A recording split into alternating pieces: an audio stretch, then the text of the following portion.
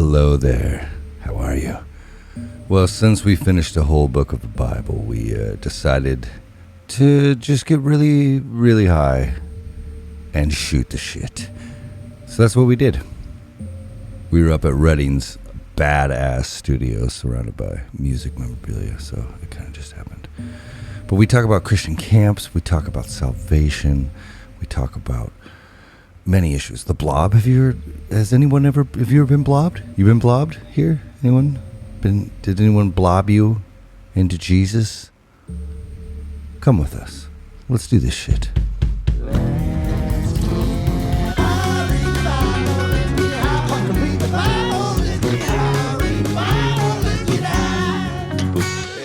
No, it's touring, right? It's always funny to me too. That's like something I like. Should we fire it up and just keep talking? Oh, we are fired up. Oh, we're going. Okay. We're going. Oh, good. Yeah. We'll just ease into it. Okay. Everyone likes our banter, so I'm going to bring it back a little bit. Right. Yeah. Editing it out. Well, yeah. So nobody I sold those. I had like two more of those fucking things. The road cases. Yeah, the gigantic ones, and people bought them, and the guy wanted that. I'm like, no, I'm keeping that because, of course, I'm going to use it ever, never. But do people even use that stuff anymore? Well, yeah, but are they real? I don't think they're real musicians.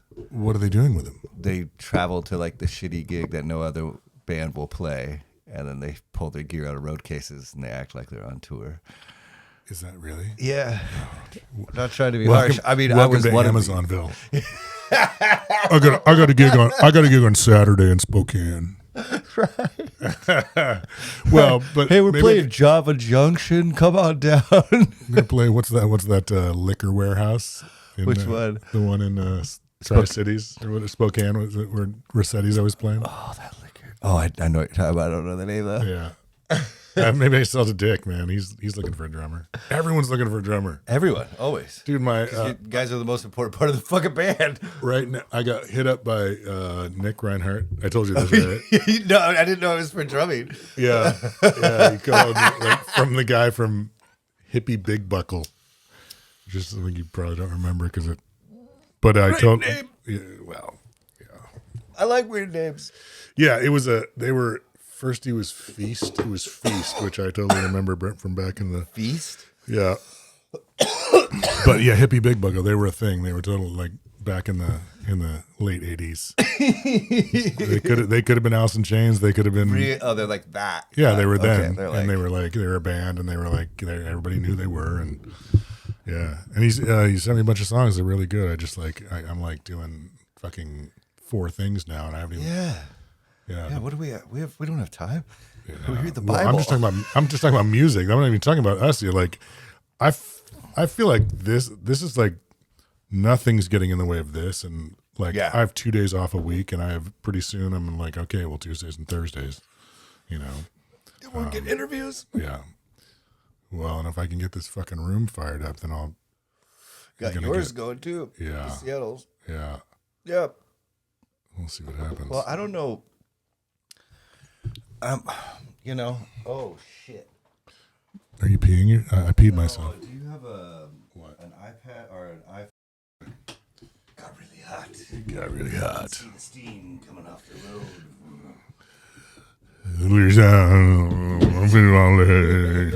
Ease the seat back.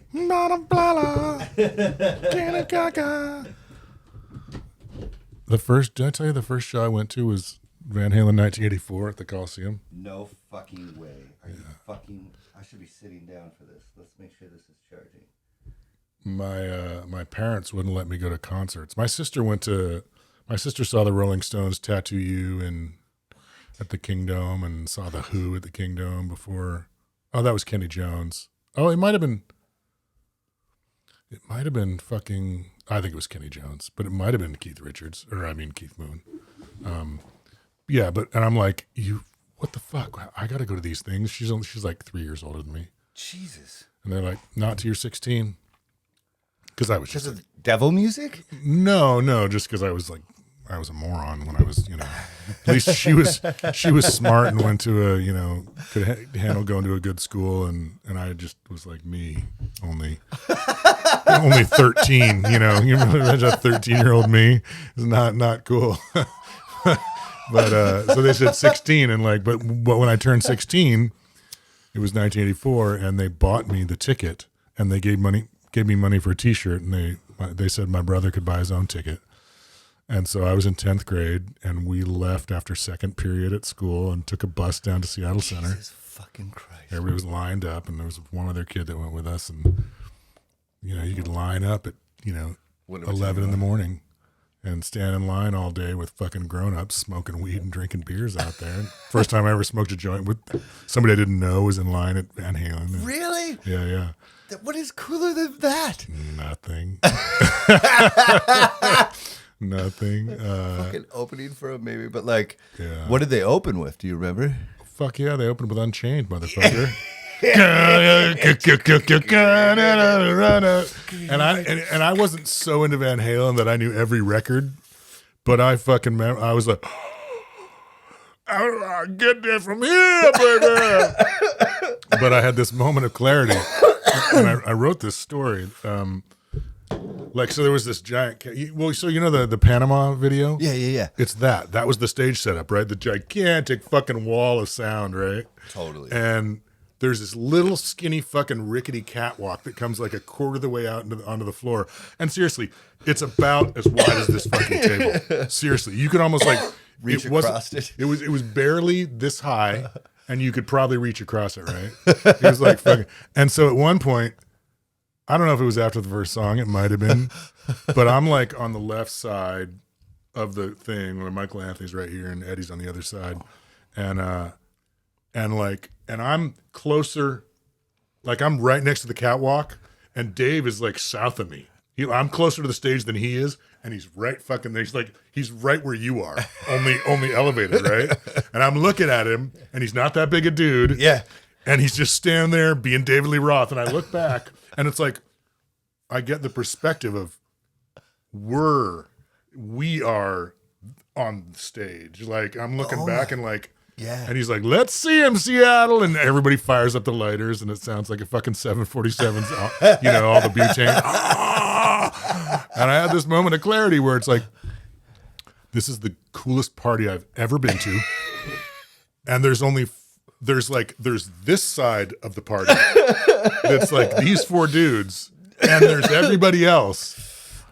I want to be on this side of the party. They're just dudes. They're just dudes. David was he fucked up. He fucked up the words of Jamie's Crying. Of course. Sang the second verse. Sang the first verse twice. He's just nobody gives a fuck. No, they probably cheered. They probably cheered. Not paying attention. Not overly critical. No judgers. Dude, no way. How? I mean, yeah. Yeah, there's when he comes out at the US Festival. Dude. And he's it's he doesn't know any word. No. The first it starts, yeah, Johnny, Hollywood, I forgot the fucking words. Everyone just starts screaming. He didn't care because his ass was hanging out. Yeah, and who makes those sounds with their mouth? Yeah. Yeah. Well, and have you heard that when Eddie died, Ted Templeman wrote something about it? And he was that was kind of he chased Eddie around for a while. It seemed and I could botch this story. But the part I won't botch is that he didn't quite understand David. The best thing about Dave, he thought, was Dave understood Eddie needed to be the star. It was Eddie's band. And that, he was miraculous. Yeah. And so all the other stuff Ed was doing, or Dave was doing, was just superfluous to that. Yeah. And it was just kind of colorful, this stuff with the forest around the fucking freeway that was Eddie, right? He's just flowers and fucking bees and fucking goats and shit, and Eddie's the fucking path. Rock freeway. Yeah, totally, right? And that's but it was really hard to record him because it was couldn't fucking sing in pitch and took a long time to get, but obviously he was fucking David Lee Roth. Fucking David, doing high kicks? Yeah. Well, and have you seen like the back of Van Halen 2 where he's got a cast on because he broke his foot doing the high kicks? Yeah. Yeah. I have the visual history of Van Halen coffee book. Oh, do you? Which everyone should own. Is it amazing? Yeah. Well, I mean, it makes you realize Sort of that. a dumb question. Yeah, it's like no matter how many tours you've been on or where you've gone, you're never going to be as you cool haven't been in as Van fucking- Halen. There's no there's like a motorcycle with goats and midgets, and everyone's in like weird, sexy nurse outfits. David Lee Roth's assless chaps with a cape. Yeah, no big deal. It's like, well, day 4. Right. Well, I remember it's like that, like when in the 80s when I knew Duff was from here. Okay. Because like Al Tompkins, who was the bass player in Sledge, knew. It's like, oh yeah, he was in the Farts. What? Oh, yeah. I see posters. Yeah. He knew. But I couldn't really put that together because no one from here could be a world famous rock star. Yeah, It's like Heart, but those are before grunge too, right? Yeah. Well, kind of the run up to it, but yeah. But yeah, like when they were in Life magazine, and they're just like like a stuck pig, like the beginning of every after party is trying to outdo the next one. They're like walking like Roman gladiators with a stuck pig walking into the banquet room. It's like, what? I think I'm living wrong. Yeah, how do we get there? Well, because we're surrounded by all these cool. No. How do we get there? Oh, how do we get That's there what ourselves? I was thinking. That's what I was thinking then. I'm like, how do we get there? How do we get to the Roman gladiators and the stuck pig and the cane with the assless chaps? Yeah. I had this rad roommate. His name was Isaac, and he was like my brother and I's friend. And he was, still is, just like, not the first, but one of like the top 5% stupid smart humans I've ever met. Like he's too smart. Like he mostly speaks in monotone, and all of his jokes are so fucking good you're still gonna laugh. Like, not but He's dry. He's like the Stephen Wright. Sahara. Yeah. Just like you can really it's feel the hard wind. to make him laugh. You feel the wind before you feel the heat. Yeah, dude. And we moved in. I had this compound, the studio I had. He moved into one of the rooms, and so when I was home from tours, we'd like watch 24 all day or like whatever. Right. The West Wing. We were really into the West Wing. Love the West Wing. Oh, I love it. Dude. Still watch it. I have the DVD set. Yeah, me too. Yeah. But so I was in his room, and we were about to go on this like pretty long tour, like maybe 3 months, and he was like, we're just sitting there, and he's like, I don't know anything about physics. That's all he said. And then like I come back 3 months later. And I could be exaggerating, but this is what it was like to my mind. From one end of his room against a wall to the other was books sitting upright, just like, and they were all on physics. I think there was like 80 of them. So he read 80 books on physics and wrote a book about physics that got published in those 3 months. Like, it might have been 6, but like, it was a long time. But dude, the guy was just like fucking moved to New York after that, got a huge apartment off Wall Street because of that publishing deal. But oh, nice. He was obsessed with Van Halen. And he had the Van Halen Encyclopedia, so which is every groupie's name, supposedly, every string gauge, every cable used in Eddie's rig. Anything about Van Halen that's been documented is alphabetized, and it's in this book. And he didn't write it, though. No, but we both read it. I read it, too. Wow. How big is it? Is it gigantic? It was decent. Like not Bible. 7 volumes. But it was pretty big, yeah. Right. Yeah. And like... Is it coffee table, or is it like a... No, it's like hipster novelty, probably. Because like, who the fuck wants to know all this shit? It's like, I know, me. Well, it's funny, because then I totally would have read it. Now it's like, God, there's so many you should go. No, I'm just like... Oh, yeah. Come closer. Oh, when I'm talking? Yeah. Yeah, you totally should have read it? Yeah. I should have read it then when I didn't have more time in life. Now it's like, well, I probably wouldn't spend the time reading. I never had time in life. There was never, before every set, I'd have to practice the set like 5 times in the trailer or something. Yeah, you're obsessed. Well, it was more like I always felt, because you guys were so fucking cool and like, you know, I guess probably because I was like too vulnerable and way too open all the time. You guys just brought me in, you know, and this happened a lot with bands. Like, so I'd get in these bands that were like, I'm like, how the fuck is Jerry Cantrell sitting right there? You know, it's like, right. I'm like, I can barely, you know, I'm like, you want to, I can play Semi-Charmed Life. You want to, you know, so can you dig that? So I was always like thrust farther than my, what I thought my ability was. Always. Like I'd be in car rides with Squires on a fucking iPad on the GarageBand piano learning disco songs for like rock-a-roke sets on piano. You know, like, did you ever play piano in rock-a-roke? Like, yeah, for all the Portland gigs during Christmas. Who played guitar? Pete. Oh, and you would cover the. I cover out, yeah, and it might have been that Kool-Aid band. It was that we would do all the corporate parties. Right. Yeah. And that was George getting all those gigs? Yeah, always. Yeah, he's a hustler. I should probably ask that guy to maybe manage the Fleetwood Mac band. Yeah, you know who you should ask is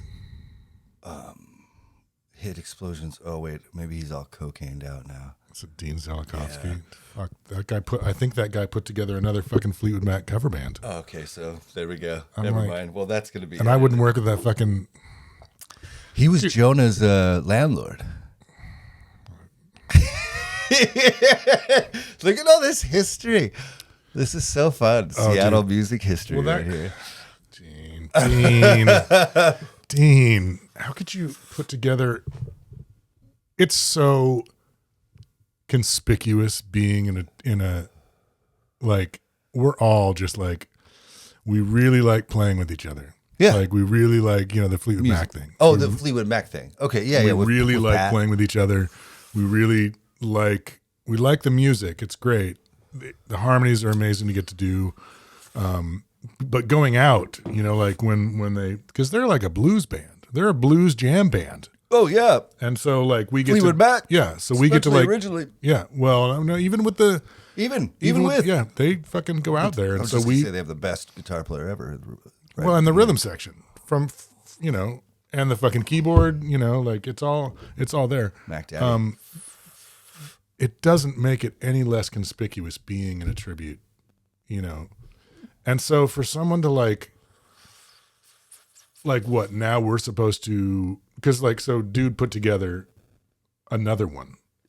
And like, there wasn't another one in Seattle, and now there is.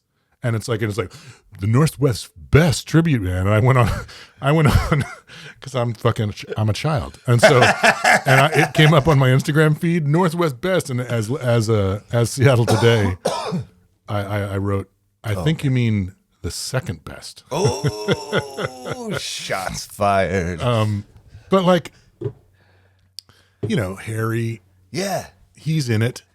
And I'm like, yeah, dude, why would he's you? in that Dean. Yeah, he's in, but it's like, Harry's awesome though. What? Harry's a great guy. I love Harry. Yeah. But I just can't figure out why they would like, look, we're doing this. Yeah, we're already doing it. Yeah. We're doing it. Like, and why to did be you? honest, the people you got in your lineup are fucking.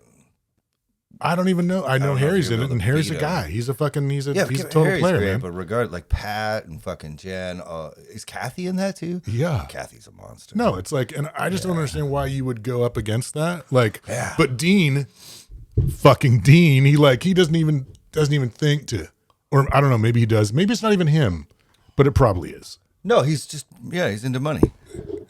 He's into money. Well, and that's the thing is like I don't think he's ever understood that's fine, but like there has to be like it's a really small place. Well, yeah, and I think there used to be I started playing in a band basically on my 18th birthday, and I met you guys like I was 19, I think, or no, I can't remember, maybe 21.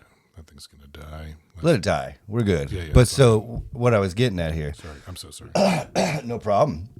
Back then I remember, so like all these posters behind you, which I need to get mine laminated, but that was my deal. I would like any band I was in, I would put up like I'd work an extra shift at a coffee shop and put up like 170, whatever my tips covered at Kinko's to make copies of. Yeah. And with the tape, and I'd go up to the hill, go up to Ballard, and like just poster everywhere all night. Yeah.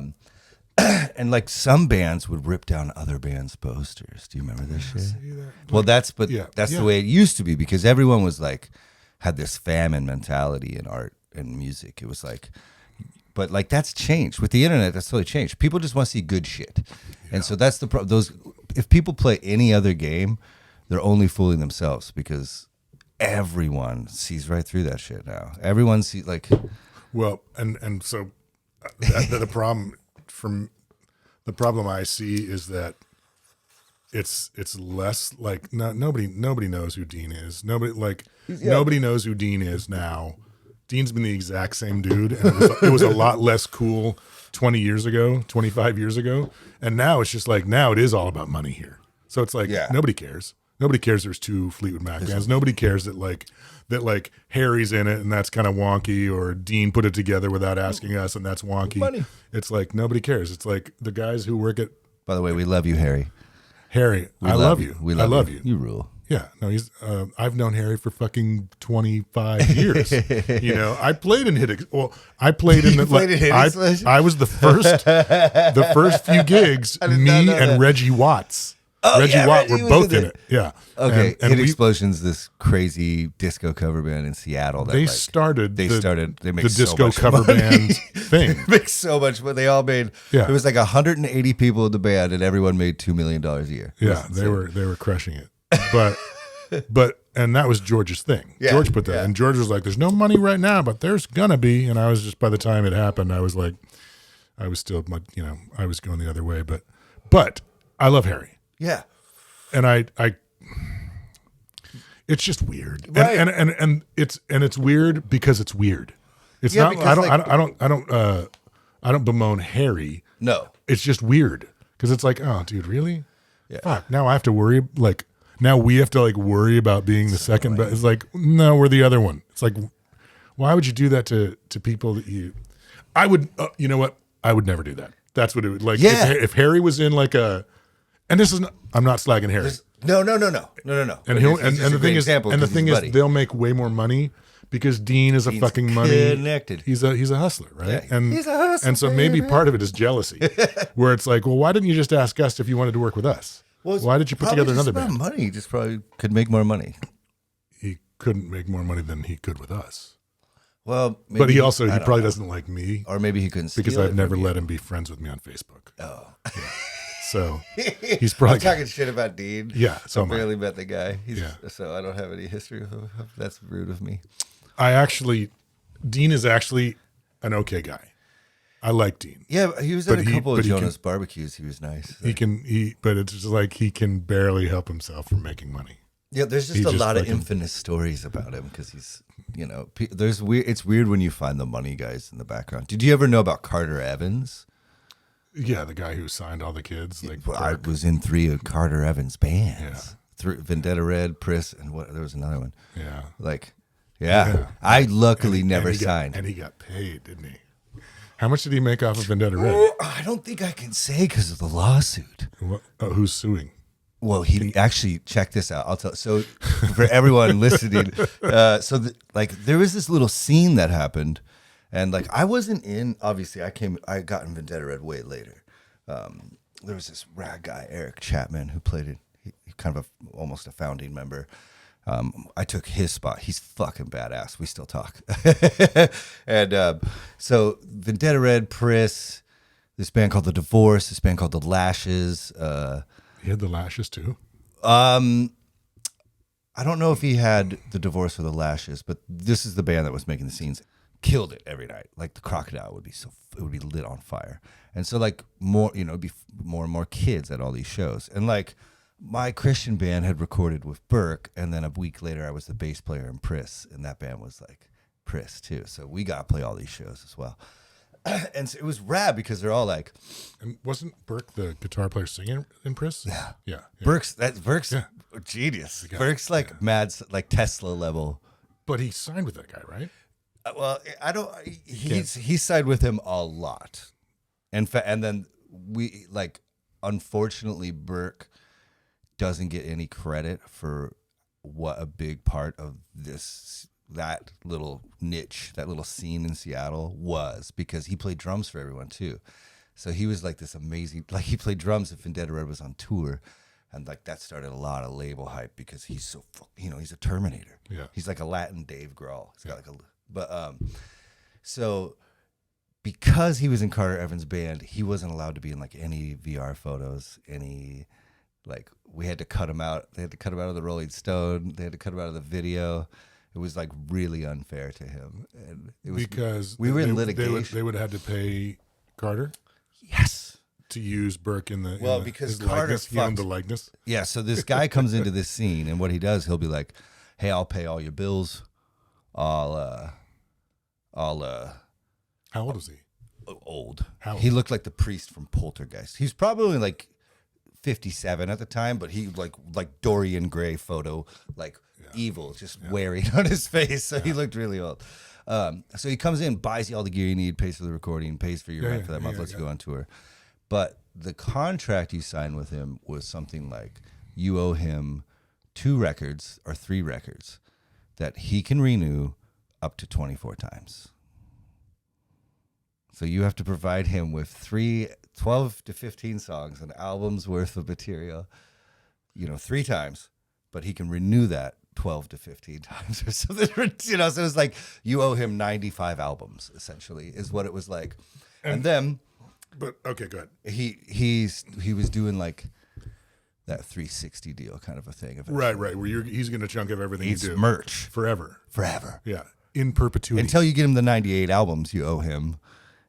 And like, so basically anyone who signed this got just torpedoed out of the gate because like he owned your soul. And so labels wouldn't sign. Yes, because you had to pay out fucking Carter. Right. And so like, he'd pay for the photo shoots and the clothes and like the gear and like so he's basically executive producer. He's like, yeah, and then and his son was so nice, and like his family was so fucking nice, but when the 2008 happened, he lost the market crash and he lost almost all his money. So he was killed still himself. relevant in 2000. What? Yeah. He killed himself? Yeah. What? Yeah. And what? So what's the lawsuit about? That was back in 2005 when we shot this crazy video, Vendetta Red. Like, in fact, that was like, I played 2 shows with them, and then we drove to LA, and on the same sound stage where they filmed Jurassic Park, we filmed it was like $500,000 fucking dollars. We filmed this video. It was crazy. We had like stars with our name. I had like a jacuzzi in my fucking dressing room. It was the first time I'd ever been around anything like that. I was like, Jesus, and I was, because I was like praying and like reading my Bible and trying not to talk to the really attractive models that were dressed as fairies in the background. Because that was only like 5 years after we met, right? You were still so. Yeah, I was moving quickly through the bands. Right. Yeah, we met when you were how old? I feel like it's kind of blurry. Maple Valley.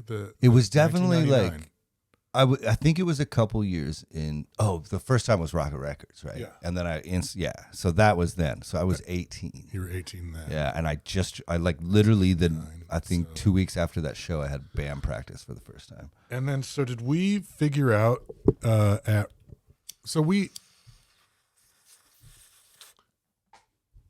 when I saw you at the other Rocket Records in Tacoma. Yeah. Did we was that figure Common out Heroes or Siren Sister? That was Common Heroes. Did we figure out that we'd met at Rocket Records? No, because I hadn't even played it. I like I said, I almost had my first practice with that band the next week, 2 weeks after that. So we hadn't even played yet. Who? So Common Heroes. No, I know, but did you and I put together that? Because I was talking to you because you had my guitar. No, that was in Siren Sister. Yeah, where is that thing?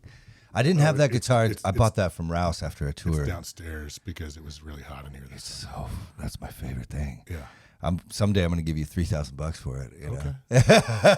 I just want it back. Okay. I've probably played 700 shows on that guitar. Okay, but so that was Are you sure that couldn't have been Siren Sister? Yeah, because I didn't get that guitar until I was in Vendetta Red. Yeah, so that was the cool part is we have so many stories. I'm mushing it together. Yeah. Because the Common Heroes Rocket Record thing, you didn't have that guitar. I had a black PRS. You didn't have that guitar. I did not have that guitar. And so when was the first time I saw you with that guitar? Siren Sister. No, but where? When? Club Impact in Tacoma, maybe? What's that? Okay, not Club Impact. Hell's Kitchen in Tacoma. Okay, that would make sense. That would make sense. Okay. Yeah. Man, remember old Hell's Kitchen? Yeah. Was it 6? Yeah. Right around the corner, like right next door to Rocket Records. Oh, man. Shared the wall. Yeah, so that would make sense, I guess. That's why those two are smushed together. Yeah, because... But at the Rocket Records, did you and I put together, were you like, hey, we met... At the Rocket Records, by that time, the first time with Common Heroes, we were like that's where we were kind of maybe just shoot the shit. By the time Siren Sister played, you and me were buddies. So we would be like, whenever we would just bump into each other, like, hey! And then you'd ask me about the Nephilim. Right. So, like, it was always like, Right.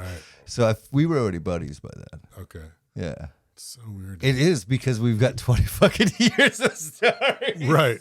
Well, and it's funny to figure out, okay, well then what happened between the Common Heroes Rocket Records and the first time you had the guitar? There must have been like 1,700 bands. I'd played with, so Burke got me in about, I've probably been about. He got you into Vendetta Red. And he got me into about 17 bands. So before Vendetta Red, we were in this band called Tidy Whitey.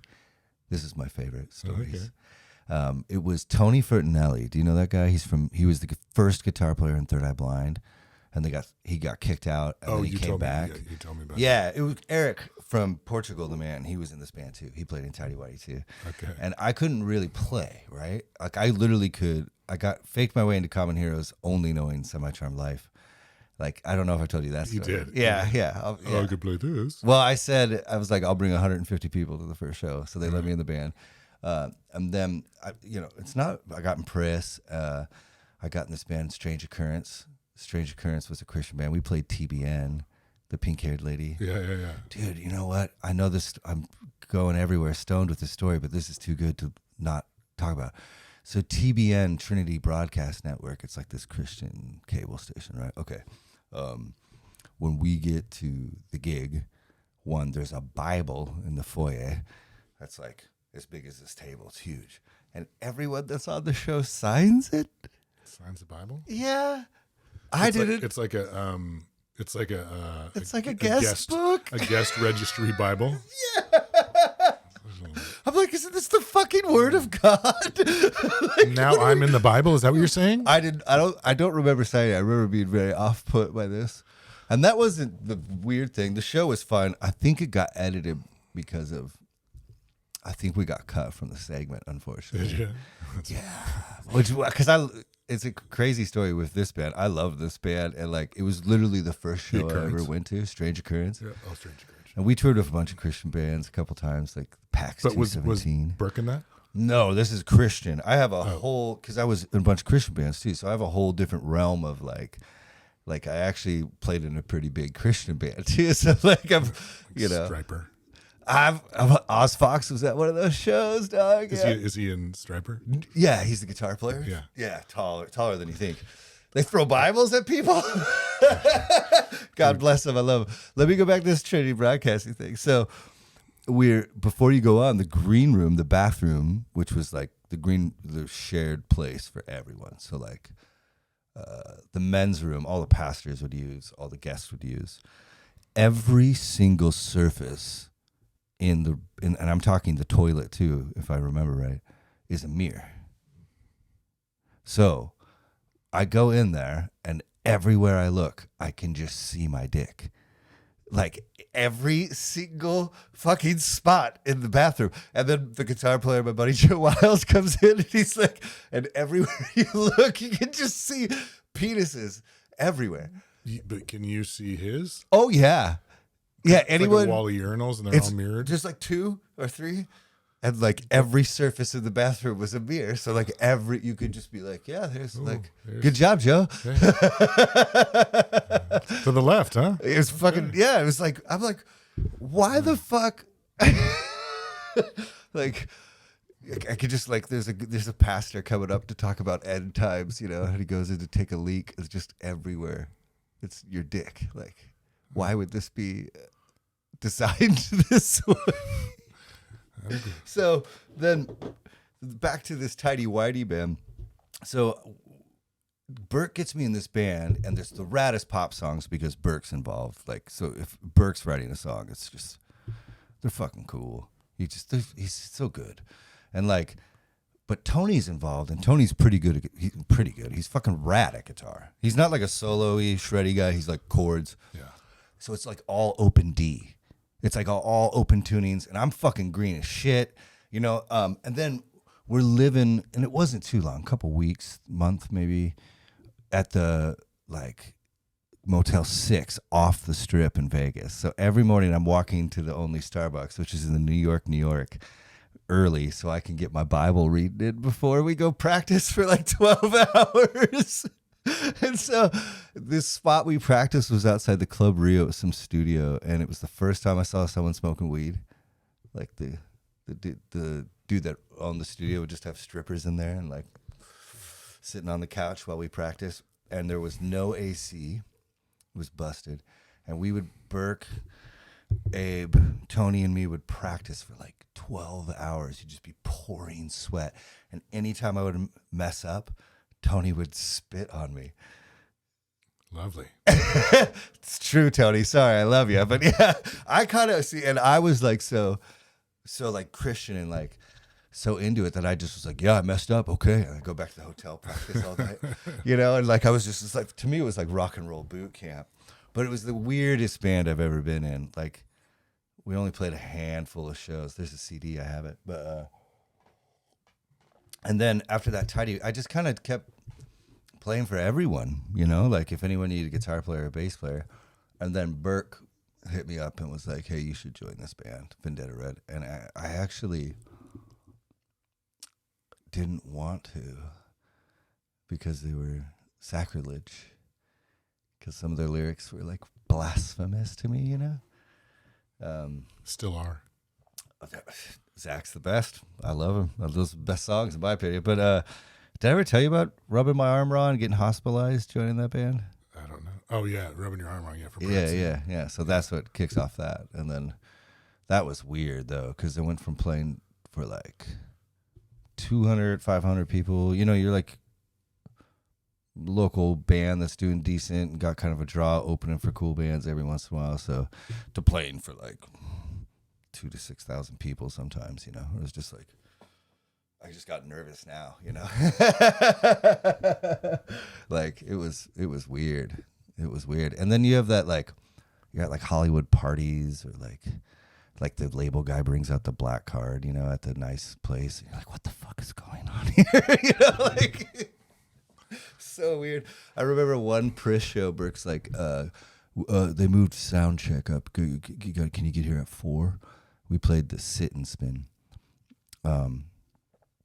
And we get there and we start playing, and there was like 12 dudes in the room, and it was like hip dude in a suit with a briefcase, hip dude in a suit, and it was like all the fucking labels. It was like American and fucking Mercury at the time, and like Epic, and it was like that. It was, I'm like 22 or 3, and I'm like, holy shit. They didn't tell me we were going to be played for labels, probably because I would have shit my pants and like, yeah. Man, this room brings out some nostalgic fucking music talk, don't it? Surrounded by all this rad memorabilia. I guess it does. I'm okay with it as long as you're okay with it. We probably should transition. What's a good question that gets us into the Bible away from all this bad guy talk? Do you have any? Because like, okay, I have one. Like, growing up the way I did, you're not allowed to not believe, and you have to obey your parents, and you have to obey the people God puts above you.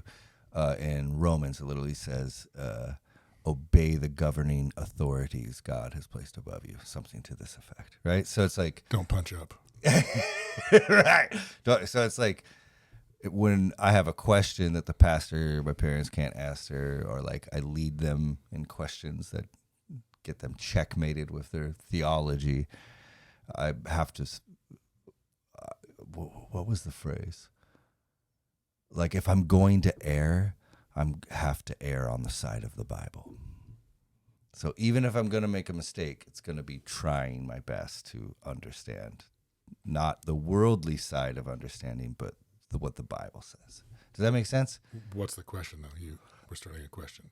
So, like, as when you grow up, they're like, you're singing songs in church. Everyone's happy because you have to show the light of Jesus to everyone, because you have to love everyone and accept everyone, and like, because you want to, I'll get there, because you want to bring them into the fold, right? Because you want to bring them into Christianity.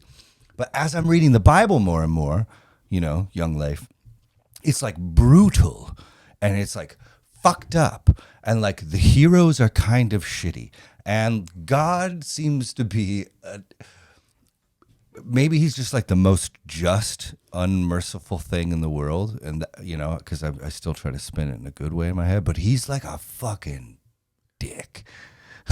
like you, and as we're reading it, it's so weird because you're having these visceral reactions in real time in front of me that mirror like a lot of my old like moments of like, here's Leif cold and my attic bedroom, like reading Genesis at 4 a.m. and being like, what does this mean?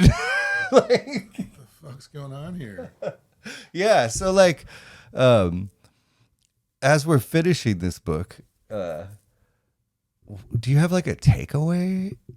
Like, I know, because I know we're not done, but we basically are. It's just like going to wrap up the rest of the story. It's unfortunately not very fun, but like, do you have a takeaway on the rest of Genesis thus far? Yeah, well, I think did we say this last time? I don't know. It seems like, everything you just said about the Bible, it's basically the opposite, except for the punching up. You don't punch up. Everything is on the table. As long as you're not punching up. Yeah. Everything's on the table, and you can fuck over anybody below you. You can smite or wither or fuck Enslave. over or whatever. Yeah. If they're on your level, you can fuck them right up until the point where, if God says you can't fuck with them, then you can't. But you can still fuck. You can fuck with them. You can't harm them physically. Apparently, you can try to get everything you can from them. Right. Okay. Laban style. But then you have to. No, literally, you can get as much work or money or value. Exactly, yeah. Mm-hmm. And then once God has said, okay, once God steps in, you can just do a truce with them, pile a stack of rocks, and you've got like a sound barrier or some shit, like in Lost. Force field. Yeah. So, yeah, it's staggering how inverse the Bible's message is to what you grew up with. Right. It's crazy, It's right? the opposite. We're not trying to get everyone here. I'm just trying to get mine. And the thing is, that's funny is that there's no church in the Old Testament. Oh, no. There's no church yet. No. There's no temple. congregation. Mm-mm. There's not even a priest. There's really. just gods rolling around periodically fucking women and telling you what or what not to do. And so there's a little bit of the Abraham is with God because he's righteous, but not I guess he's righteous, and Joseph Isaac is Abraham's kid. Uh-huh. Isaac is full Nephilim because he got knocked up by Tupac or Biggie.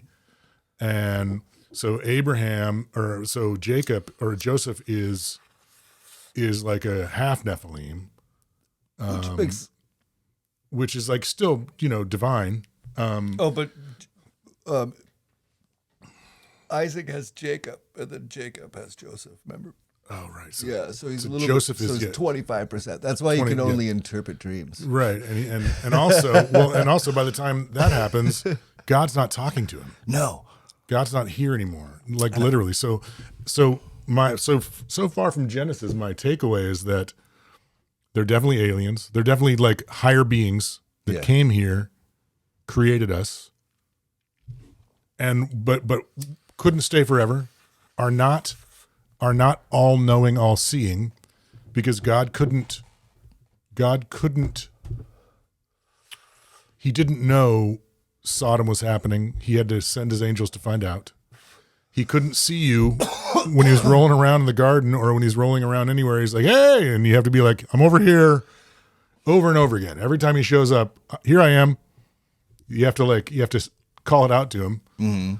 Like, I don't know if he's like materializing from alternate realities and like he's not sure if he's in the right reality or whatever. That one's cool. I like that angle. I feel like the angels might have, you can interpret it that they went there and basically called it down. Called the strike down? Yeah, Well, I liked because it's kind of vague. But I liked your. I think that there's a really good chance. Mansplain. We need our bell. Yeah, exactly. Yeah. Ding ding ding ding. Bong ba bong bong bong. A little tone that's a mansplain tone. Mansplain coming. I think the flood is probably the same as the younger Dreyfus. Yes, yeah, but like, and I think that I think Sodom was meteorites. Like I think that was meteor could have impact. been a volcano, right? Yeah, except it came from maybe right? It blew. Yeah, close by. Yeah, but those aren't mutually exclusive. No, because they're talking about maybe meteors cause volcanic. It's still what you're saying is right. Is these are historical events. The flashing white light from the palms of the angel. That's fucking. See, I don't think I did. I did. I'm super into it. But maybe that's some sort of supernatural. But if whatever. I'm not gonna. We're never gonna know. We're not gonna study it enough. Well, and like I think I didn't do a good job because sometimes I get baked, obviously, right? I was editing the last one, and I was like, sometimes I don't explain myself well enough with an idea I was trying to get across. And there was one where it's like, so these earlier stories in Genesis are like fantastical. They're like God's fucking women, and there's like lightning bolts everywhere. And my opinion is that shows that they're much older than the other stories, just historically, because of writing. Because when writing comes about, people think that the oral tradition that got us the Bible in these stories, that everyone during those times was saying everything factually. Let me say it like this. They don't think any of that game telephone happened. And I've been thinking about it also with the whole younger Dreyfus thing and the epochs, whatever. Mm-hmm. Like, I think it's entirely possible that, dude, fully mansplaining. Right? It's like I don't know. But it's like if you're just unpacking it, it's entirely reasonable to imagine that these stories were written down previously. Like, we people already who know were that. No, I mean before the Old Testament. I mean, yeah, we already know that. Well, yeah, but I'm saying that we gave an example of that when we did the flood story. There's 1,500 to possibly even 2,000 years. It's 1,500 to 1,000 years before the Noah story. There's a flood story with all of almost the same, everything. They're almost identical. I'm talking about before the last ice age. I get it. I am too. That's what I'm saying. Okay, yeah. So it's like we're saying the same thing. But what I'm saying, and I'll try to finish up this. Jesus Christ, long. I'm pretty bad at that. That's what we do. GNR backstage pass. That's what we do. Oh, that's why I was supposed to. You called me to come out to that show, where were you?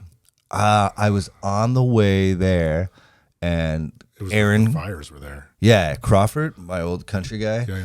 Yeah. Was playing at the Ellensburg Rodeo, so I stopped by because I had a couple hours, and I ended up partying with them, playing guitar on stage, and getting back in the band.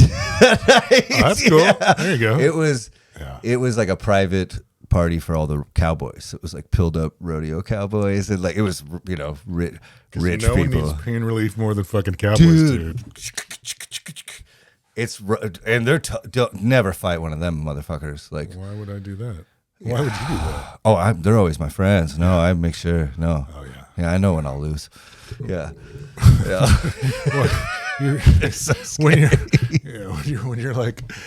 When you're starting with don't fight someone, I'm just you've lost me. Yeah, I'm scrappy. It's a thing. We're traveling. I've never seen you fight. Oh yeah, I do. No, I know you do, Yeah. but like not. No, I'm a really happy guy. I love my friends, but like to be honest, all the times it's happened has been at like a weird barbecue or a show where like some dude accosts a girl, and so then what I do, because they're normally bigger than me, and I'm actually not that good in a fight. I'm just good at getting punched.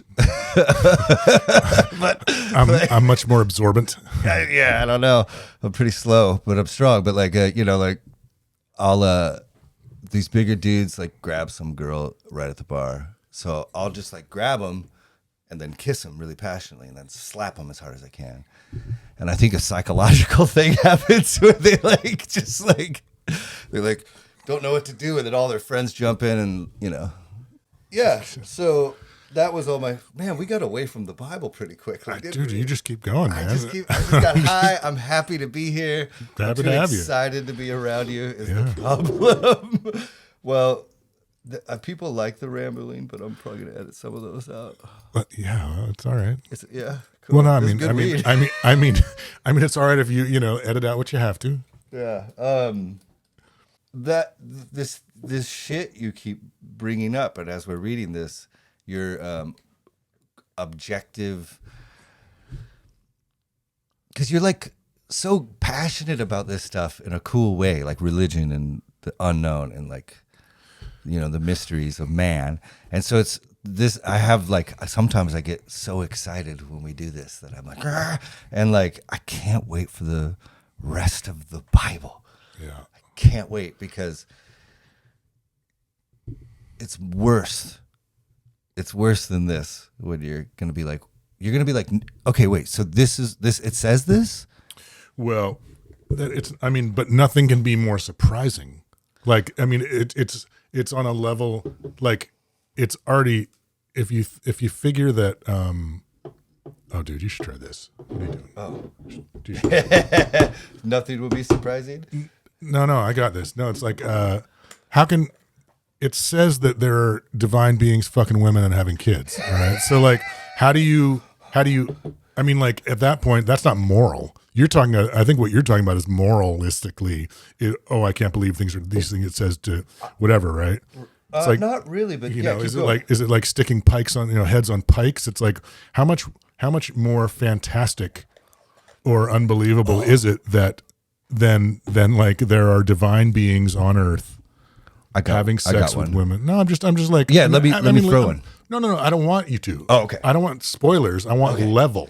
You know what I mean? I'm not saying top this. I'm saying once you get to a point where, yeah, you know what I mean? It's like you look behind the veil, and it's it's you're behind the veil. Yeah, it's like you're on stage. It's like you see. It's like, oh, these people are shorter than me. It's like it's not gonna. Well, and that's the part. And the part that, and honestly, the idea of the Bible is already so inverted. Like I'm saying, is like what you grew up indoctrinated into, and what the Bible says are opposite. And so I mean, there isn't a lot of headroom for further like fuckery. Well, no, just surprise. Like I mean, they've pretty much already they've topped out. Yeah. Jesus. This is just people fucking each other over. Yeah.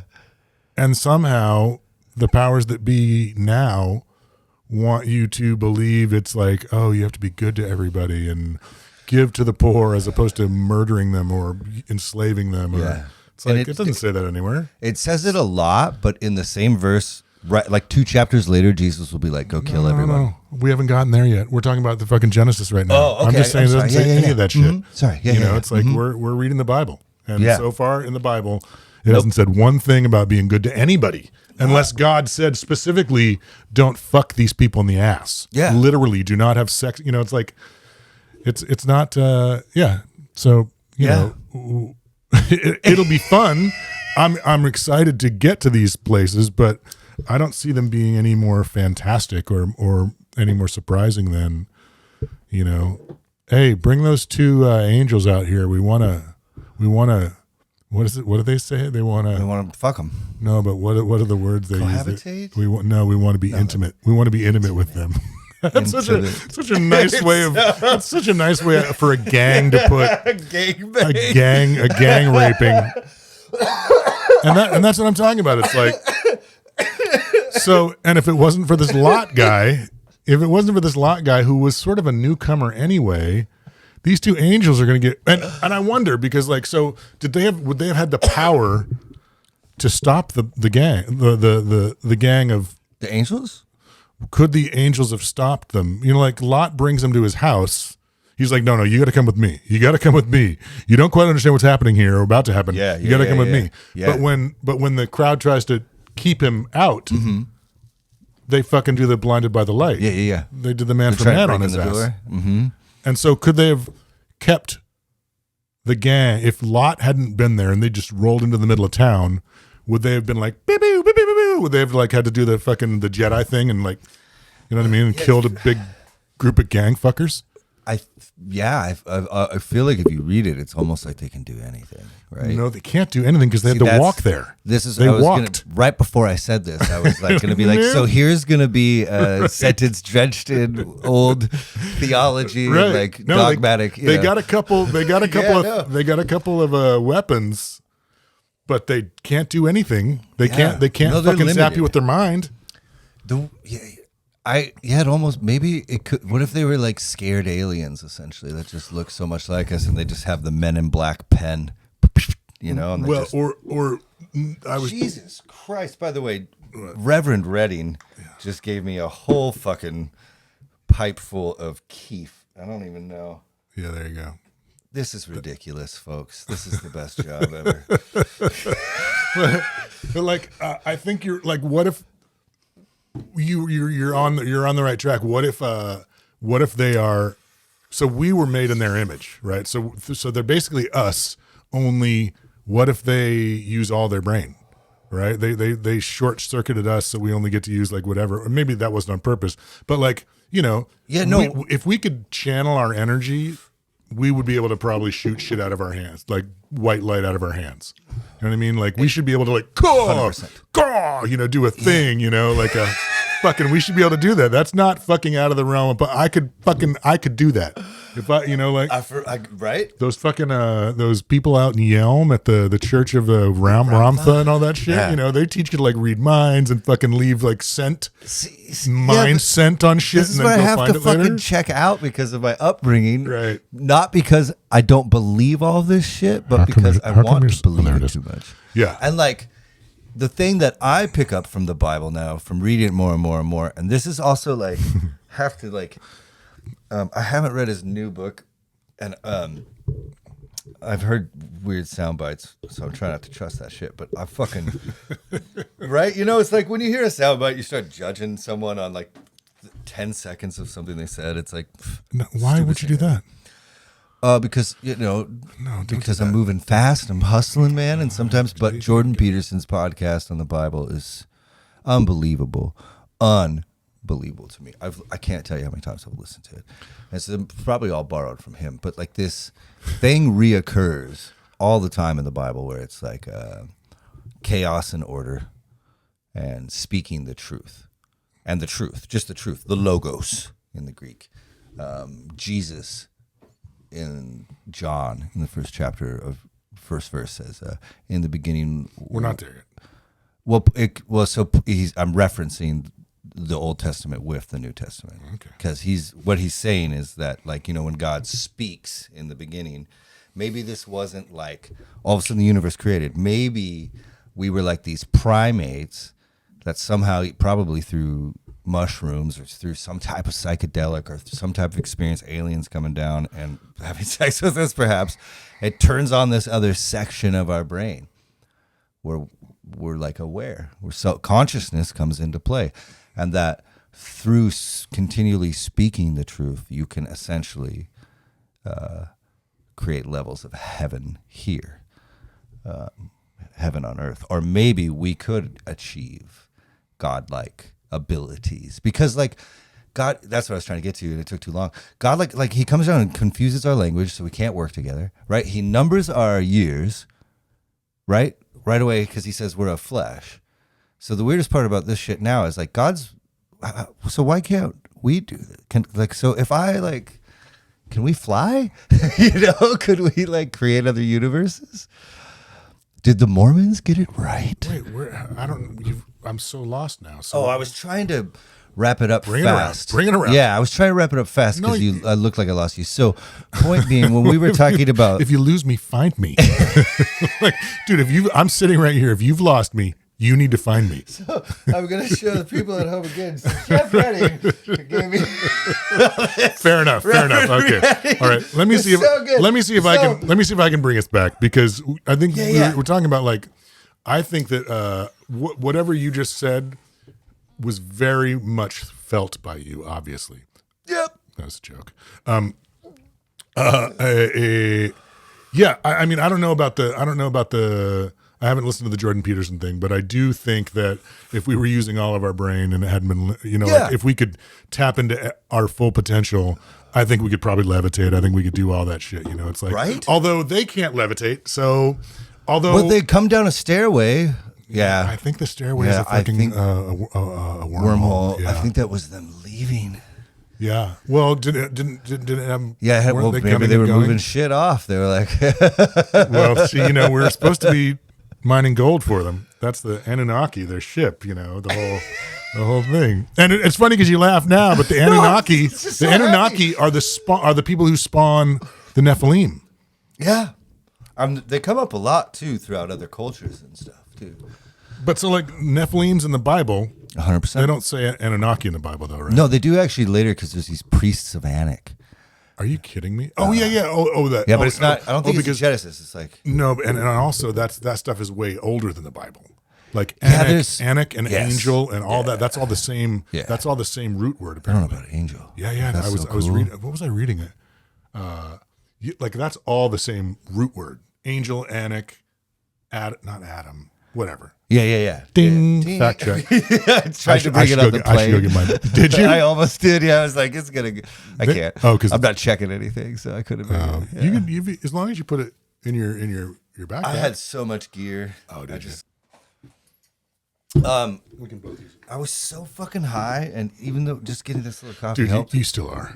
Oh, I'm fucking. Guess what? I haven't been high in so long. Why? Well, because we've been all the tragedy, with all the shit that's been happening this year. We were like, well, we can smoke weed till this date as much as we want, because there's just been. Did you guys we normally take take rest? breaks. Oh, yeah, we normally have you got to be smart. We got adult shit to do too, So it's like you can't be high all the time, But can't drink all the time either. Exactly. That's exactly it. Did you? I did put out the bar though, just in case people wanted to. Oh yeah, that's badass. It is. It helps with this shit because it's so social. I haven't drank not this month, and I did dryish January and dryish February. That's so good. What you were saying, I was trying to express this weird feeling I've been having, about these stories now, and I'm reading them this time. And I was arriving at this, because for me, it was when my life got shitty, I didn't mean for it to. I just had kind of messed up and just was in a bad, I think you just get there in life where you're trying hard to do something and just for some reason it just will never work, and you've outgrown something and you don't see it, and you need to shed a skin, Yeah, well, I think that most people aren't you though. Most people. Yeah, okay, so I got to keep the podcast away from. I got to remember that. Keep the podcast away from what? The thing that I was going to say is that you're on 11. It doesn't matter what it, and that's what it, like, but you were taught to be that way, partially spiritually, but also fucking partially just like, like whatever you're doing, you're fucking doing it on 11. A little bit too much. And well, whatever. Like, but so for you very specifically, if you go down a road that isn't necessarily the one, you're going to get to a place where you have to turn around or fucking start bushwhacking because this road, I'm so far down this road, there's nothing else around here. I guess I'm going through the cornfield. It's like, and so it's like you very specifically get to these points in your life or have got to that one time where it was like, I've ridden this fucking thing as far as I can, and now it's not working, so I'm going to deal with Satan now, or whatever it was. You know what I mean? It's like, and so, I mean, and I kind of look at it, it's the same with the Bible, Leif, that like very few things in your life are going to be relatable necessarily to the general public, to the sheep, to the herd, because that's not what you are. And so it's, it's funny for me to hear you talk about, when people get to this, like, people are not you, dude. You are so, and I mean, like, they're not you because you're also such a pure person. I'm just saying, like you are. Like, I don't know that I've ever met anyone who wants and tries to do what's right so much. Like, default. Yeah. Yeah. And so it's like, so you have to, and you don't have to, and like, maybe that's part of your, I mean, I think you would be an entirely different person if you viewed yourself that way. I don't think you do. No. And that's why you're always talking in generalities about people like me or like, or the people in a church where it's like nobody in church was like you. You took it seriously and you tried to do the right thing because that's what they were telling you to do. Right. And so it's like, it's, I think the further we get into this, what I hope for you is that you end up like, like every time I hear you say, I read this a million times, I'm like, I don't want you to read it a million times. No. I want you to think about yourself a million times. I want you to like read you a million times or like write down your own Bible thought, write down your own, what do you really, where are you? Like how, we could have a religion. We need to start this religion because it's like, happening. Because it's happening right now. This is like, it's like you have to have the purity and you have the purity. Like I don't have that purity. You know what I mean? I don't have that purity, but I have something else. I'm not sure what it is, but it's like, but you have the purity. Like we can, like, you know what I mean? It's like, I'm not trying to fucking blow smoke up your ass. It isn't that, but it's like, but you are, to me, you are the clinking. No, you're the human equivalent of that position right there. You are relaxed and like open and like I want what's coming. I want the good stuff. You know what I mean? So tell me this. When's your first memory? My mom singing to me in the chair. I still have the chair. In this rocking chair we had when I was 1 or 2. Okay. And remember the house. Do you remember the song? Yes, because it's a family song, and everyone sings it out of tune, and I sing it to my kids too. Out of tune? Yeah. No, luckily because I can't sing out of tune. Bitch. Right. And so when do you first remember church?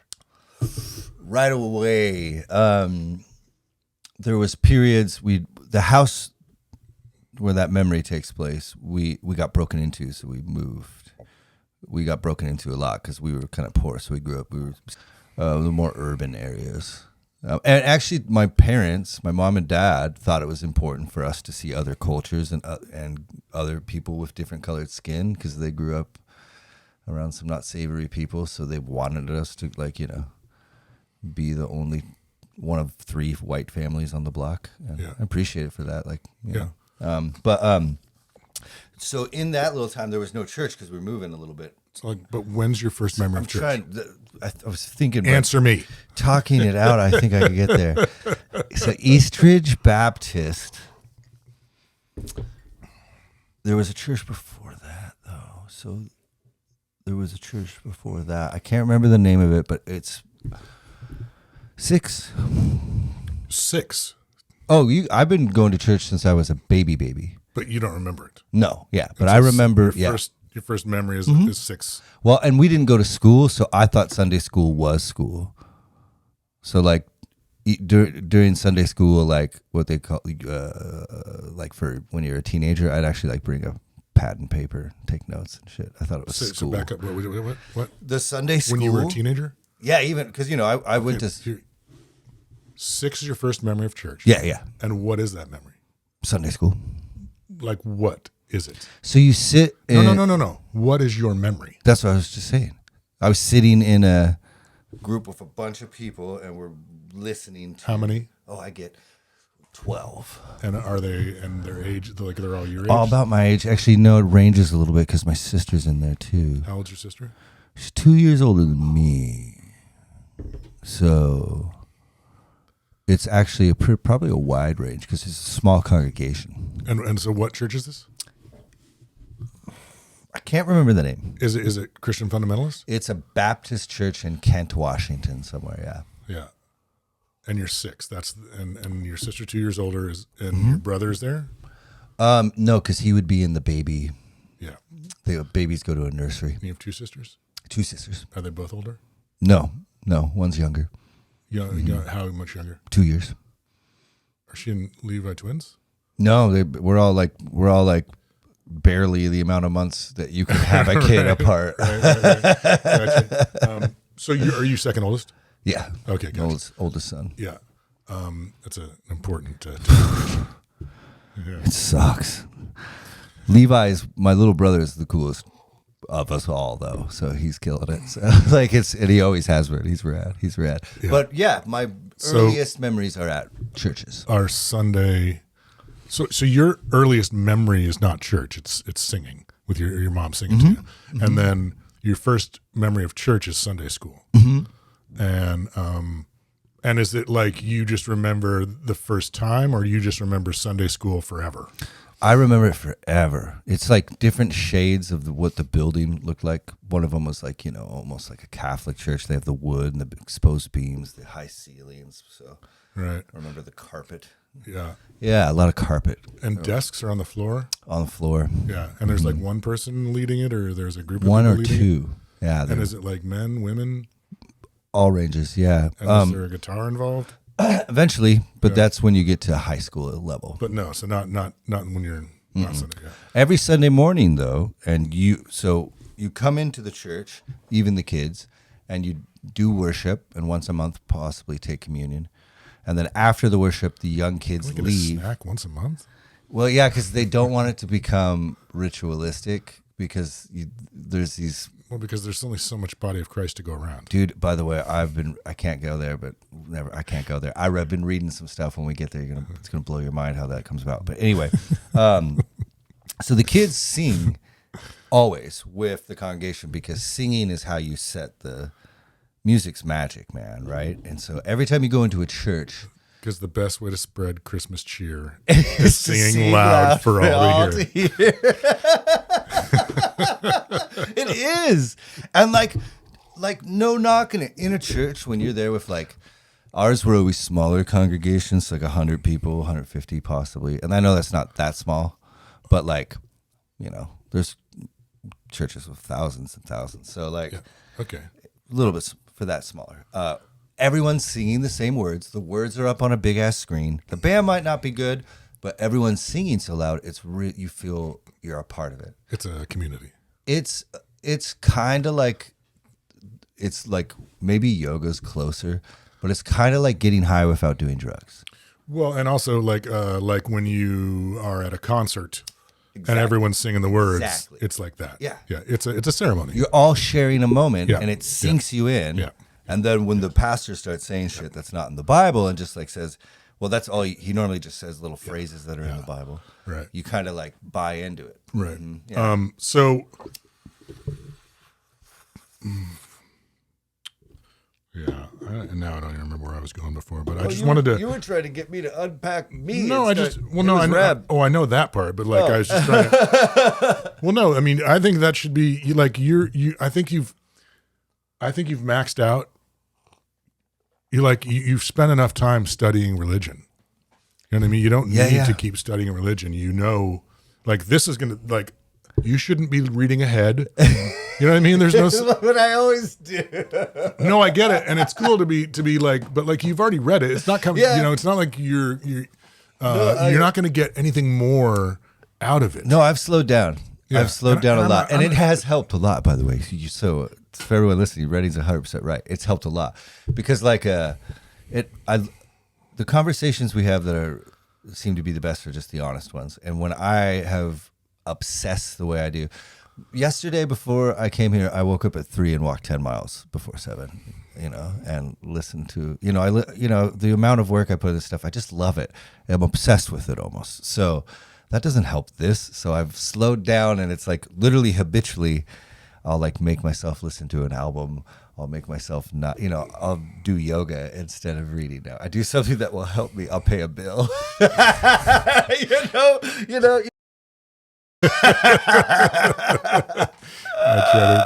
know that one. Yeah. Yeah, and I don't know, like, but yeah, the religion, dude. I'm Reverend. Yeah. Reverend. I know. I got my credentials.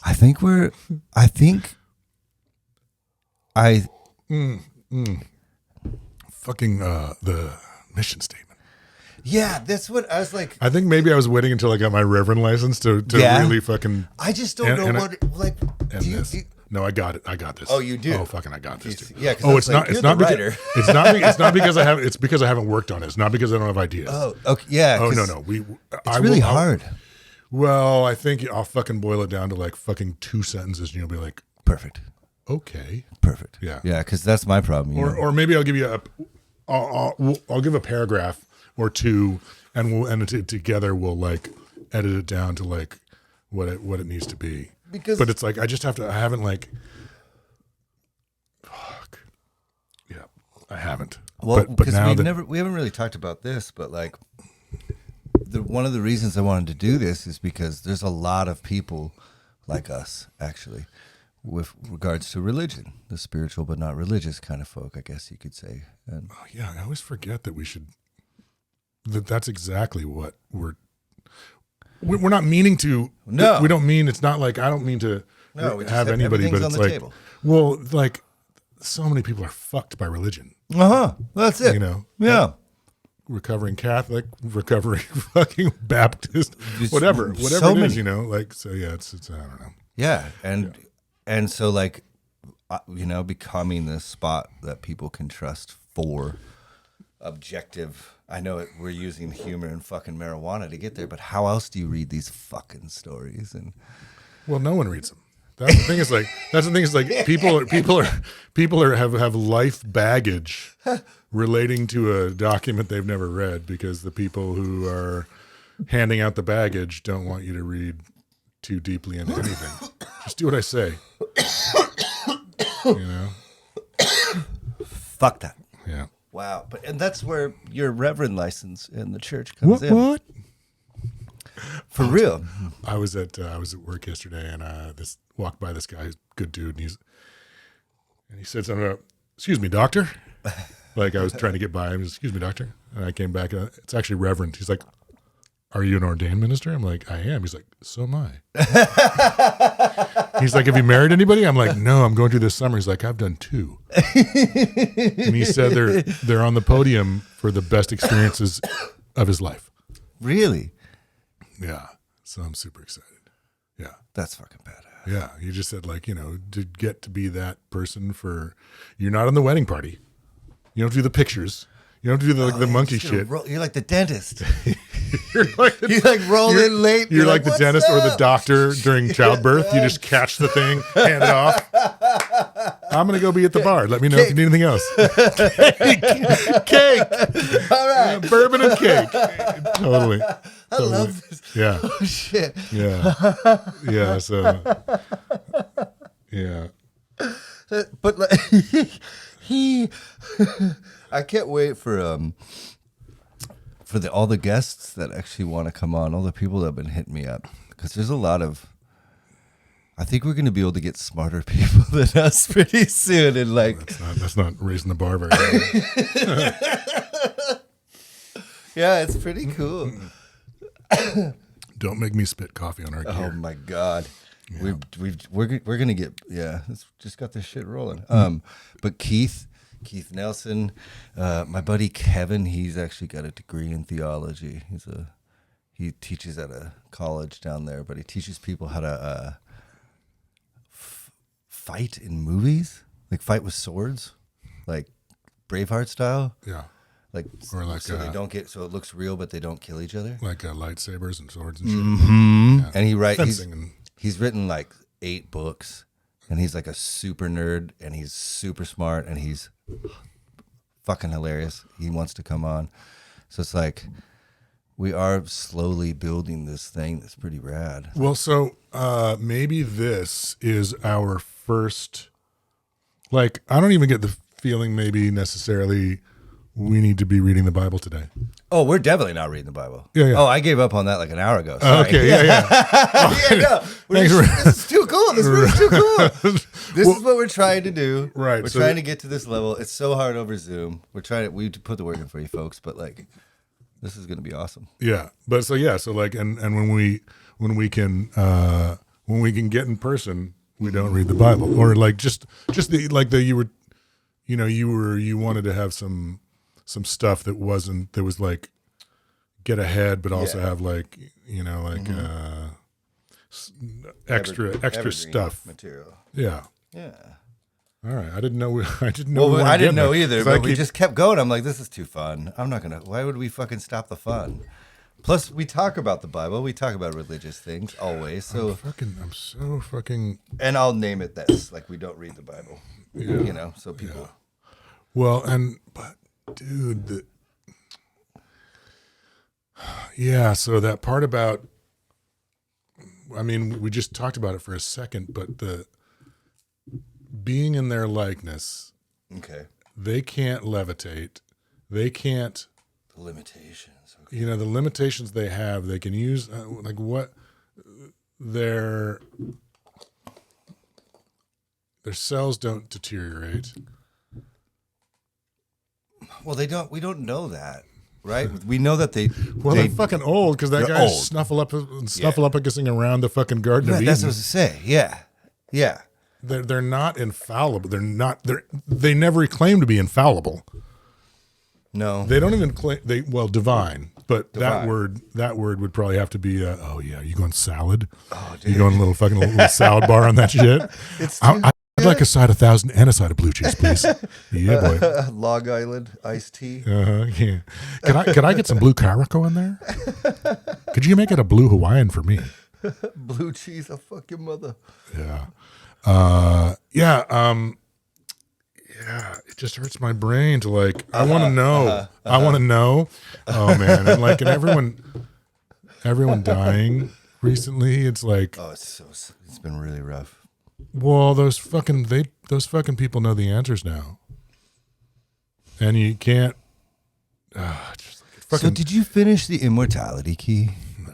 Fuck, dude, you need to. I know. You're gonna love it. You're gonna like. I know. What I need to do is take mushrooms. Or the other thing. Yeah. No, I'll introduce you to the professor at some point. Yeah. Sooner than later, I hope. To be honest, I might just have to set it up, even if I'm not here. Yeah. I wanted to be here. I was trying really hard to be here. Right. Because I want to be like. Yeah. You should just film yourself afterwards. I'll film during. I want to fucking set it up. Set a recorder because you might talk too, and then it's a really, for me, like, was so atheistic for a minute there because of these problems we're running into, like you're saying, what the Bible says directly contradicts every fucking Your else. upbringing. Right. And I'm like, am I the only one here? Like, I just keep reading it over and over again. I'm like, I'm wrong.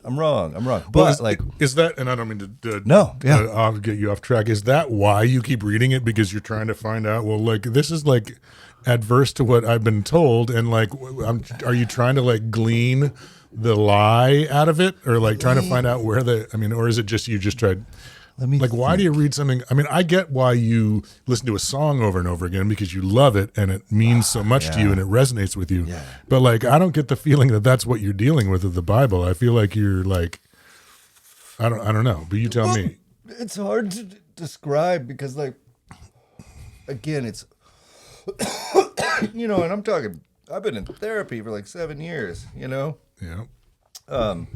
It's hard to get at the religious angle of it because you're taught to not question it. We brought this up, obviously, but the residue, the lens that I always viewed reality through is so fucked that it's kind of hard to know where you're even standing. So I think maybe at first when I started reading the Bible, it's because it was explained to me. And if you read little passages that people like, you'll probably think this, out of context and you real quick, but it was explained to me that it's the inerrant word of God. And so I'd always been thinking about this, like, who makes all this shit? Who makes all what shit? Everything. The daffodil. Oh, who makes birds, stuff, right, right. Yeah, everything.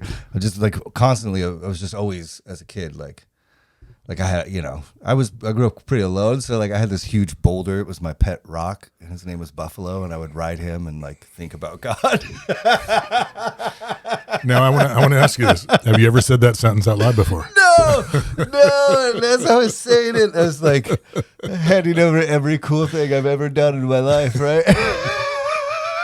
It just undid every rad. Would it be awesome if I got Cole to do a drawing, like an animation of a buffalo, the pet rock, being ridden while you're talking? Would you talk out loud to God while you were riding the buffalo? When I would walk through the woods. Yeah. No. When you're riding, no. I didn't really believe in about God. I would think about it because I didn't really believe in him fully yet. I didn't really believe in like Jesus or God until this summer camp. I would just listen to the stories and be like, How old were you when the summer camp happened? I'm probably about 11 or 12, 11 maybe. You didn't believe in God until 11 or 12? Well, I believe there was something else, I did. You'd have a name for him. Yeah, I thought the people around, well, even like as a young kid, I'm like, there's a lot of crazies in my family I love, and we're crazy because we're on 10, everyone, and but it's not bad, right? But in that circle, there's weirder humans, right? And you recognize that, yeah. It's pretty hard to miss. And so, up until this first summer camp, at 11, you're like, there's obviously something going on here. There's the Force, there's the Matrix, but I'm not giving it a name. It's not Carl. I like singing songs to it. I like praying to it. Yeah. Right? But I'm like... You're not praying to Jesus or to God. You're like sending it out there into the ether. Yeah. Yeah. And singing, you get the goosebumps. You're like, there's something happening. Yeah. And then the summer camps are locked 11. In more. Yeah. Oh, dude, you were pure until 11. They fucking... Well, you get... So there's... We're going to need some sleepovers with life. Exactly. We're going to need about a week. You know what the blob is? Have you ever heard of a blob? So they put this big cushion on a lake, and you jump off a high dive onto it, and it's like slightly inflated, deflated. Right, and it pops the other person off. Yeah. You go like... was this the... Jackass, I think, had one. No. This wasn't the summer camp at the Rajneesh? Love Fest. Yeah, was it? No. Okay, that came later. That was cool too. That was crazy. We had steak dinner on every the night. Blob and dude, they had 3. So if no one's seen Wild Wild Country, they should watch it. Right. No. But go back the Blob. Oh yeah. So the point being is they lock. And by the way, some of this is good, and like maybe there's some kids that this has really helped, and like I've had friends that got over Let's, drugs. Well, I'm talking shit. I want to talk shit. So look, I want to put. I don't look at. Okay. I don't look at brainwashing as talking shit. You know, it's like they got you. You were That's like, nice. That's fair. I see this. Okay. Yeah, okay. we're not. Yeah. No. Look, it's their job to put a name on it for you. Yeah. And they did their job. It's like, I don't know. You can't. I mean, it's their business model depends. It's real good on you calling him Carl. Yeah. Okay. It's like, look, I said his name is fucking Carl. Now jump on the blob another afternoon. You know what I mean? And so for real. So yeah, bike rides. So 11. Yeah. Okay. So in this one, you got to remember, like, my circles were always really small because it was only the church because we didn't go to school. And like, again, I love my family, but it was just kind of tight. So I didn't know what it was like. I'd always constantly think, like, what would it be like to have a locker? A locker? At school. You know, what is that like? I don't know. You know, what would it be like to take a test? What would it be like to... Okay, 11. Yeah. Camp. That's what I'm saying. Okay. So in this experience at this camp at 11, I'm now with 280 other kids. And we have all been together all week. Any of them your family? Yeah, but they're in different cabins, so you're separated out because you can't mix guys and girls and stuff like that, right? And so all week you've been having these ecstatic experiences. Every night there's a bonfire where they do skits and they sing and you feel all part of a group. Kumala, kumala, kumala vista. Right. Sorry. And you know... Camp Don Bosco. Church Catholic youth organization. So fun. In this room, when they start explaining that the God of the universe, that the reason that everything is bad here is because of this thing called sin and the devil, and that this devil stands directly opposed to the only thing that is good, which is love, light, which is God. But because God is good and we are a part of this evil, because you're born into sin, you're a sin, you cannot get to God. There's a cavern between you and God. Because there's of your not a sin. cavern, it's just me. Well, they even put it up on the big board, and there's the Grand Canyon, and here are you as sin, and here's the cross. Okay. Right. Yeah. And then they go, because of this problem, God sent his son. His name's Jesus. If you accept him into your heart and believe that he is God, he will bridge that gap for you.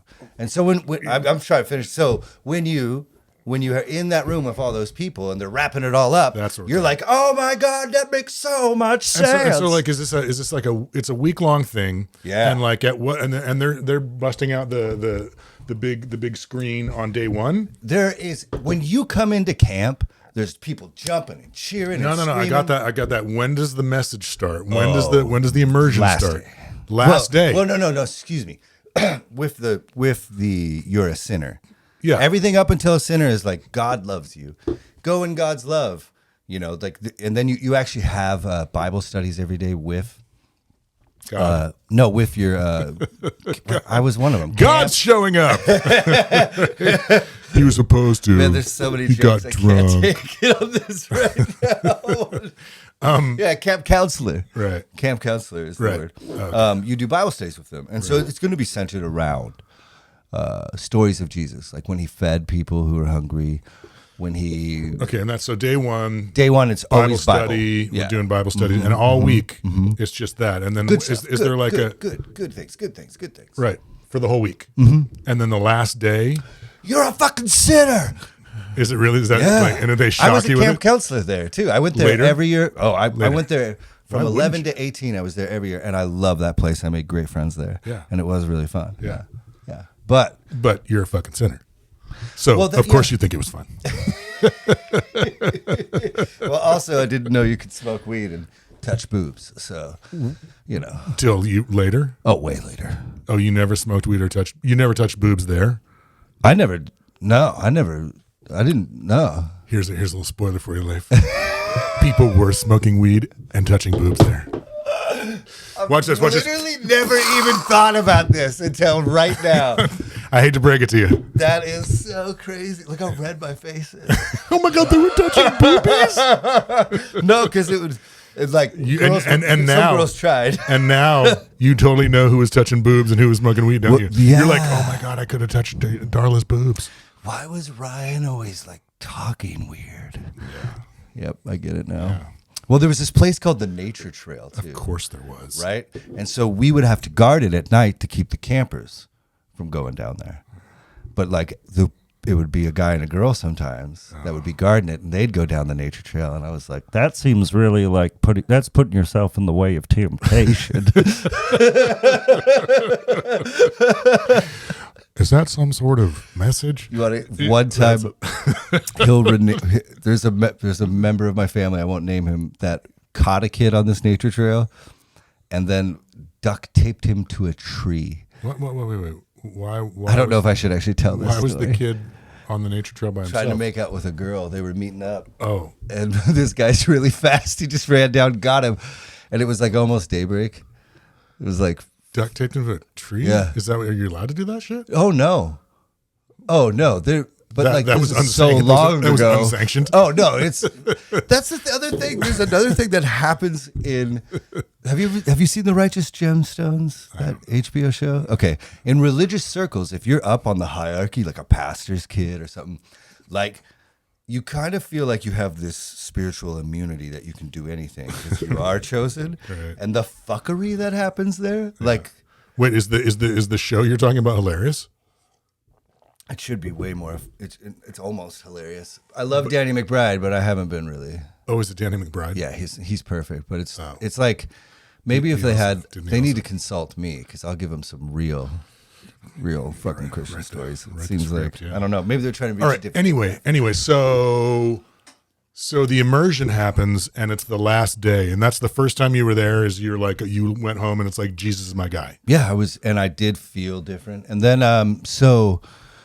There's another big thing in your religious path that's called baptism, right? And I think they give it to Catholics right away, right? At birth. Okay, so that's not a Baptist thing. You have to consciously decide to die to this body. Yeah, that's why you have godparents. Godparents are the people who speak for you when you're an infant being baptized. Interesting. Yeah. Okay, because I do have those. So they're amazing humans. It's about the most respect you can pay someone.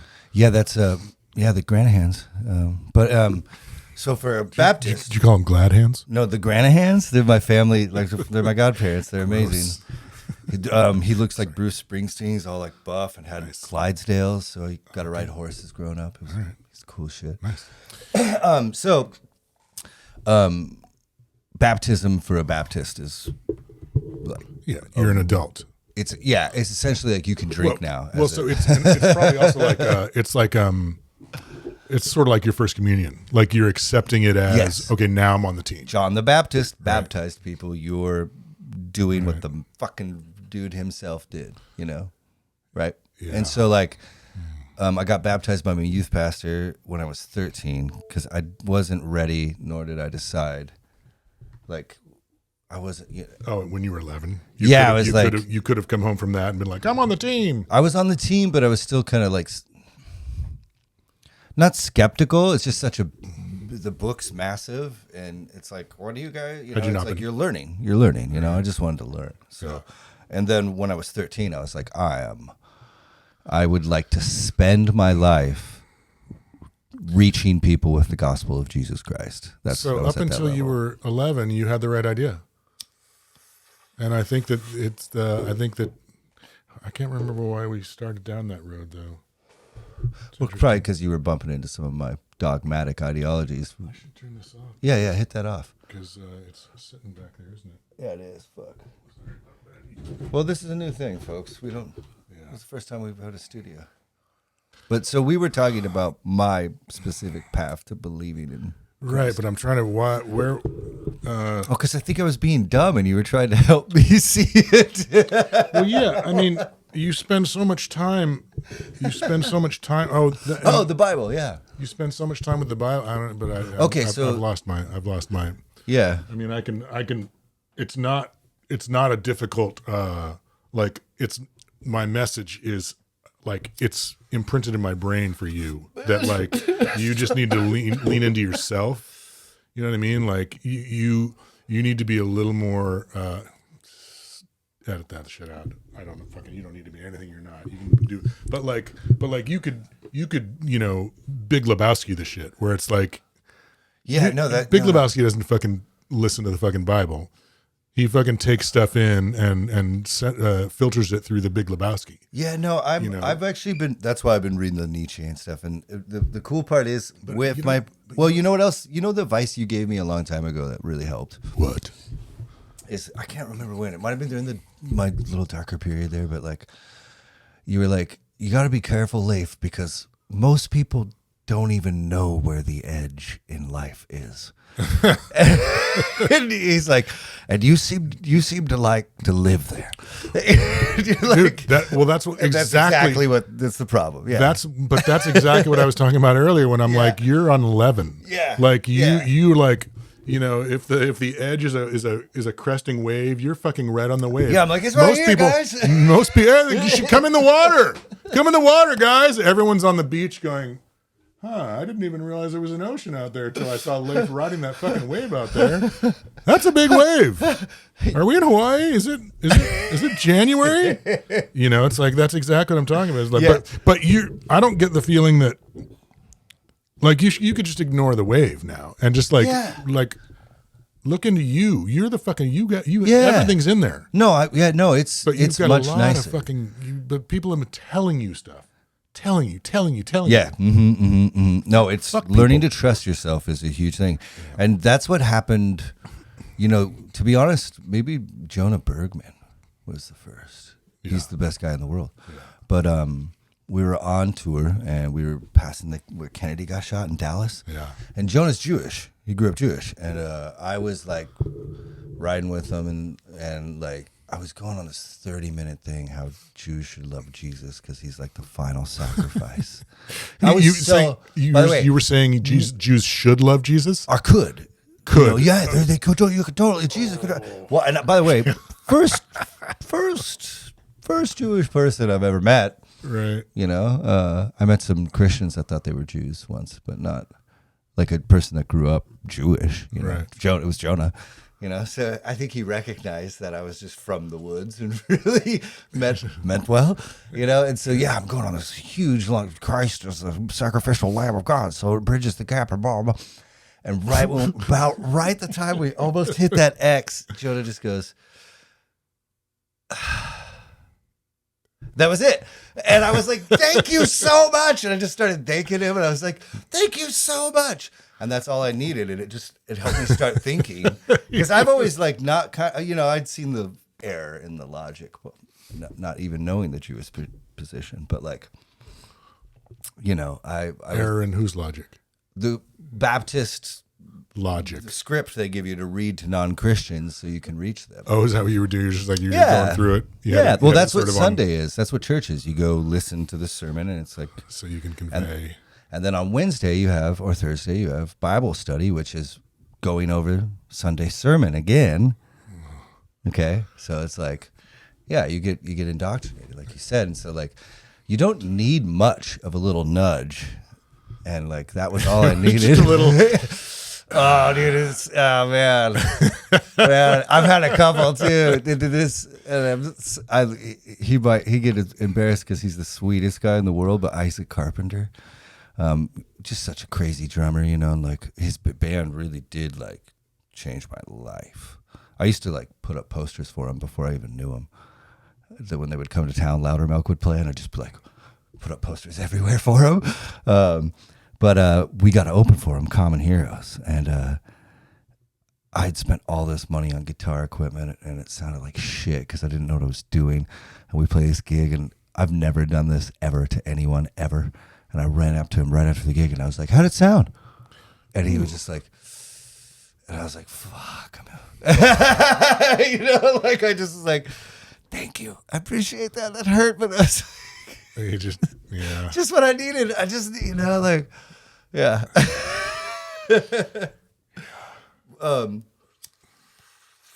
What? I wonder if you have a contact high, City Dude. No, you're an OG. I don't know. I wouldn't say I'm an OG. It was just like, I don't know, maybe. I'm not all. No. But it smells great in here. It does smell good in here. Yeah. See, this is what we need to do. It's more relaxed. Right? Like, once we get here, I'm going to have to figure out that too, because this weed's a little bit too good. So now what? Once we do this more, I'm going to have to like mediate my weed usage so I can speak fucking cohesively. Oh, gotcha. Yeah, I'm not sure. I think this is the sativa. I think this is... Yeah, I think that's that. I'm supposed to send this to... Oh, it smells so good. Why aren't you growing this more? You don't want to. I don't have a facility anymore. Well, yeah, you should only be doing this shit. What? You should only be doing this shit. You should be doing the podcast as much as you can. Okay, buddy. Oh, we can edit this part out. You're just so good at it. You know what I'm saying? Like, Yeah. Well, I'm going to miss not having weed when it's all gone, but I don't think it's going to be all gone for fucking ever. It's like I just don't know what to do with it all. do you put it in the freezer? Well, it's downstairs but downstairs it's underground, so it's like it stays pretty temperate, and they're all in turkey bags, sealed with little vapor packs in them. Oh, okay. So yeah, that helps a lot. Yeah. Yeah, I'd like it to be. Yeah, I don't know. We'll see. I'm supposed to send this to my friend Erica. Do you know Erica? I don't know if she's married to Richard Butler. She's married to the singer for the Psychedelic Furs. Oh, that's who that is. Yeah. Got excited there. Apparently. Yeah, that's you the said it to her. Yeah, I'm supposed to. I was supposed to a long time ago, but yeah. That's cool. I sent a bunch of the Holy Grail. We were making a salve. Did I give you any of that? I have some if you want some. A salve? Mm-hmm. What is that? It's a topical. It's an activated THC man. topical. You can also eat it and get you high as fuck. It's like an edible. Do you do edibles? Yeah, but the problem with edibles is my tolerance. You know, you take a day off weed, it's like you're a cheap date. You know? Yeah. But like, how long does it take you to? It's never come back down. So you have to eat a ton. Like 500 milligrams. Yeah. And then it tastes like shit. Because it just tastes like weed. So you got to put all the resin you're putting the whole fucking RSO in there or whatever. So it's like, we found a couple brands and we just save them for like events in the year. Because it was that Rock-A-Roki gig. We did the Dope Cup and I ate so many edibles that night that I've just never come back. We have this stuff. It's a jar like this is about probably 300 milligrams. But it's in coconut oil, so it's like it's just. That's a great way to cook. Yeah, so you could yeah. I'll take any of that shit. Yeah. Oh. Well, I think we did this, right? Do you feel good? Yeah. Yeah. So should we say goodbye to them and hang out more? Yeah. Perfect. Yeah, and I totally yeah, I don't know. Let's just say goodbye real quick. Okay. Yeah. Hey, well, that was a good time. That was a really good time. Love you. See you at church next week. Yeah. Don't let Satan get in your soul. Thank you. We love you. See you next week. Kisses.